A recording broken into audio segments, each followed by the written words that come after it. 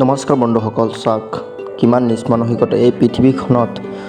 চাওক কিমান অসভ্য লম্পট পাষণ্ড মানুহ আজিও জীয়াই আছে।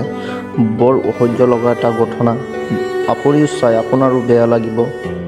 চাওক মানসিক অসুস্থ মহিলাগৰাকীও এইখন পৃথিৱীৰ এই পাষণ্ড মানুহবিলাকৰ পৰা আজিও সাৰি যাব পৰা নাই। চাওক পাষণ্ডবিলাকৰ হাতৰ পৰা মানসিক অসুস্থ মহিলাগৰাকীও সাৰি যোৱা নাই। নিজৰ পেটৰ নাৰী হাতত লৈ থিয় হৈ আছে মানুহজনী। চাওক কিমান বেদনাদায়ক দুখজনক ঘটনা, এক দৃশ্য, বিৰল দৃশ্য, বেয়া লগা দৃশ্য। এয়া জানো আমাৰ মাজেৰে মুখা পিন্ধা ভদ্ৰ কোনোবা নহয়?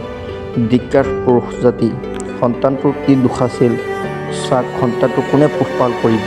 মানসিকভাৱে অসুস্থ মহিলাগৰাকী এজনৰ ওপৰত এনেকৈ এটা ঘটনা ঘটি গ'ল, এক অসহ্যকৰ ঘটনা। সেইবোৰ কিয় নাভাবে আগতে এই পাষণ্ডবিলাকে? অলপ ভাবিব লাগিছিলে।